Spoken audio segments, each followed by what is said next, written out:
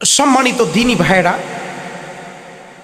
পর্দার অন্তরালে অবস্থানগত আমার শ্রদ্ধেয়া সম্মানিত মা ও বোনেরা, নবী করিম সাল্লাল্লাহু আলাইহি ওয়াসাল্লাম হাদিসের মাঝে ইরশাদ করেন, আন নিকাহ সুন্নতি ফালাইসা মিন্নি। নবী করিম সাল্লাল্লাহু আলাইহি ওয়াসাল্লাম হাদিসের মাঝে ইরশাদ করেন, আন নিকাহ সুন্নতি ফালাইসা মিন্নি। বিয়ে করা প্রত্যেক নবীর সুন্নত। আপনি এমন একটা নবীকেও খুঁজে পাবেন না যেই নবী বিয়ে করে নাই, বরং এটাকে নবীজি আরো হাইলাইট করে বলেছেন, আন নিকাহ নিসফুল ঈমান। নবী বলেন বিবাহ, নিকাহ মানুষের ঈমানকে পরিপূর্ণ করে। এখন আমাদের সমাজে দেখা যায়, একটা সন্তান যখন প্রাপ্তবয়স্ক ম্যাচিউর হয়ে যায়, তখন সন্তান সব কিছুই করতে পারবে, কিন্তু বিয়ে করতে পারবে না। কেন? আমরা বিয়েটাকে এতটাই কঠিন করেছি, যার ফলে সমাজে বিয়ে কঠিন কিন্তু জেনা সহজ। বাবার কাছে মায়ের কাছে যদি সন্তান বিয়ের কথা বলে, সন্তান প্রাপ্তবয়স্ক ম্যাচিউর একটা ছেলে যদি বাবার কাছে মায়ের কাছে বিয়ের কথা বলে, তাহলে ওই বাবা মা বলে আগে নিজের পায়ে তার আগে স্টাবলিশ হ, তারপর তুই বিয়ে করিস।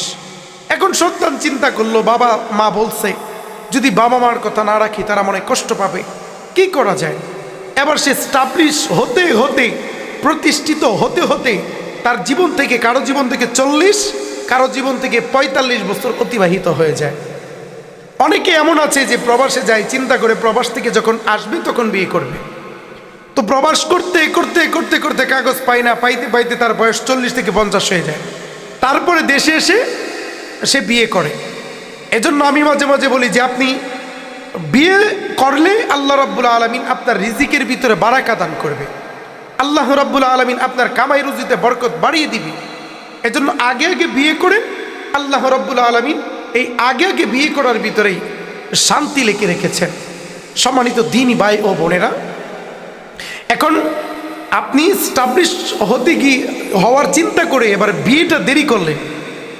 দেখা গেছে যে আপনি 2 দিন আগে আর পরে যেই পড়াশোনা আপনি করতেছেন অথবা প্রবাসে গেছেন, 2 দিন আগে আর পরে আপনি স্টাবলিশ হবেন, ঠিকই আপনি একজন ব্যক্তি হবেন যে আপনার গাড়ি আছে, বাড়ি আছে। এখন চিন্তা করছেন একটা সুন্দরী বউ দরকার, বয়স তো আপনার 45 পাড়ি দিছে। এবার 45 বছর যখন আপনার গেছে, এবার আপনি 45 বছরে বিয়ে করতে গেছেন, আপনার সব কিছু আছে, বাড়ি আছে, গাড়ি আছে, সব কিছু দাঁড় করানো, কিন্তু দেখা গেছে 45 বছর যখন আপনার জীবন থেকে পাড়ি দেয়, আপনার শরীরের যত মাল সামান আছে সব এক্সপায়ার ডেট হয়ে যায়। যার ফলে বিয়ে করছেন ঠিকই, কিন্তু বিয়ের যে প্রকৃতির স্বাদ, বিয়ের যে আসলে মজা, এটা আপনি বুঝতেই পারলেন না। বিয়ে করার ক্ষেত্রে অনেকে একটা প্রশ্ন করে থাকেন, হুজুর ইসলামে স্বামী এবং স্ত্রীর বয়সের ভিতরে কতটুকুন ব্যবধান থাকা চাই, কতটুকুন ব্যবধান থাকতে হবে, এর কি কোনো বিধিনিষেধ আছে কি না? আমি বলবো ইসলামে এমন কোনো বিধিনিষেধ নাই। আপনি 50 বছর বয়সেও একটা 15 বছরের মেয়েকে বিয়ে করতে পারেন, এতে কোনো সমস্যা নাই। কিন্তু 50 বছর বয়সে আপনি একটা 15 বছরের মেয়ের হক আদায় করতে পারবেন কিনা, এটা হলো প্রশ্ন। তাহলে আমার হুজুর একটা কথা বলতেন, সেটা হলো এই যে এক লোক সরকারি চাকরিজীবী, তার বয়স যখন 45 হলো, সে এখন চিন্তা করলো যে না, এখন তো বিয়ে করা দরকার, কি করা যায়? সে তালাশ করে একটা সুন্দরী মায়া পাইল, মায়ের বয়স 15 বছর। তাহলে তার বয়সের সাথে ওই মেয়ের বয়সের সাথে 30 বছরের একটা ব্যবধান। তো 30 বছরের ব্যবধান হলে আবার যাক, টাকা আছে, আমরা তো টাকলা হইলে, টাকাওয়ালা হইলে অসুবিধা নাই, মাথায় চুল নাই, সাদে মাল নাই, বাড়ি আছে, গাড়ি আছে, মাইয়া একটা বিয়া দিয়ে দিছি। এবার ওই লোক যখন 15 বছর মাইয়ারে বিয়া করে নিয়ে গেছে, তো বিয়া করে নিয়ে যাওয়ার পরে আপনারা তো সকলেই জানেন যে বাসর রাত হয়। এবার বউরে ডাক দিয়ে বলতেছে, বউ চল আমরা বাসর রাত শুরু করি। মাইয়া এত ছোট, ও বাসর রাতের কোনো কিছুই বুঝে না। এবার বাসর রাতের যখন কোনো কিছু বুঝে না, মাইয়ারে অনেক চেষ্টা করে রাজি করাইছে। কেমনে রাজি করাইছে? এবার বউরে সে বলতেছে, বউ আমরা যদি একবার শারীরিক সম্পর্ক করি, আল্লাহ তাআলা তাহলে আমাদেরকে একটা কাফের মারার সওয়াব দান করবে। তো কাফের মারার সওয়াব দান করবে, এই কথা বলে বউয়ের সাথে সে শারীরিক সম্পর্ক করছে। তো শারীরিক সম্পর্ক করার পরে এবার আল্লাহর বান্দা সরকারি চাকরি করে, দেখা গেল 1 বছর পরেই ওই মেয়ের একটা ফুটফুটে সুন্দর ছেলে সন্তান জন্ম নিছে। ছেলে সন্তান যখন জন্ম নিছে, ওই বান্দার বয়স তো তখন আরো 45 থেকে আরো 1 বছর বাড়ছে, 46-এ চলে গেছে। এবার মেয়ের বয়স মাত্র 16। এমনি করে তাদের জীবন থেকে আরো 5টা বছর অতিবাহিত হয়েছে। তো মেয়ের বয়স 20 আর ওই ছেলের বয়স হচ্ছে 50 বছর। ওই যে 30 বছরের বয়সের ব্যবধান। এবার 50 বছর যখন হয়েছে, এই আল্লাহর বান্দা যে সরকারি চাকরি করতে অফিসে গেছে, আর বাড়ি আহে না।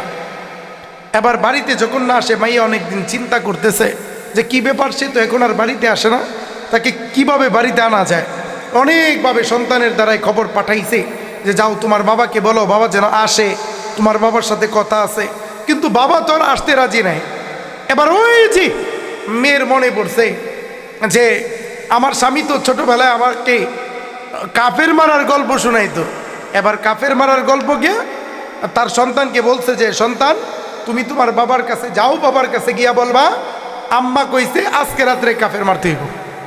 তো সন্তান বাবার কাছে গিয়ে বলতেছে বাবা আম্মাই কইছে আজকে রাত্রে কাফের মারতে হবে। এবার ওই বাবাই ডাক দিয়ে বলতেছে বাজান গো, তুমি তোমার আম্মারে যায় কইও যে আমি কাফেরের সাথে সন্ধি ঘোষণা করছি। এর মানে কি বুঝলেন? কথাটা কিন্তু একটু ঘুরায় পেঁচায় বলছি, যারা বুঝার তারা বিষয়টা বুঝবেন। কথা বুঝতে পেরেছেন? যারা বড় মানুষ আপনারা বুঝেছেন, যারা ছোট মানুষ তারা কথাটা বুঝতে পারবে না। এর মানে বিবাহ করার ক্ষেত্রে আপনার এবং আপনার ওয়াইফের ভিতরে ব্যাপক ব্যবধান, যেমন 20 বছর 30 বছর ব্যবধান, এটা করা যাবে না। এটা করা যায় যে আপনার আর আপনার ওয়াইফের বয়সের ভিতরে ব্যবধান 2-1 বছর, 2-4-5 বছর, এটা করলে সমস্যা নাই। কিন্তু আপনার ওয়াইফের সাথে আপনার বয়সের পার্থক্য যদি 20 বছর থাকে, তাহলে তো আপনার বউ আরেকজনের কাছে যাবেই, খারাপ কাজে লিপ্ত হবেই। কেনই বা হবে না? আপনার বয়স যখন 50 বছর, আপনি তো তখন আর বউয়ের কাছে যাইতেই পারেন না। এজন্য প্রিয় ভাইয়ের আমার, আপনারা যে প্রশ্ন করেছিলেন যে ইসলামে স্বামী এবং স্ত্রীর বয়স কত বছর ব্যবধান থাকা চায়, আপনি আপনার মতো দেখে শুনে, ইসলামে কোনো বিধিনিষেধ নাই, কিন্তু আপনি এই বউকে চালাইতে পারবেন কিনা, চালাতে পারবেন কিনা, এই জ্ঞানও আপনার থাকা চাই। এজন্য সম্মানিত ভাইয়েরা আমার, আমি আপনাদেরকে এই উপদেশ দিব, বিয়ে করার ক্ষেত্রে আপনার চেয়ে অল্প ছোট, একেবারে আহামরি ছোট এমন কোনো মেয়েকে বিয়ে করবেন না, তাহলে জীবনে বিপদ আছে। লাস্ট বেলায় কাফেরের সাথে সন্ধি করতে হবে।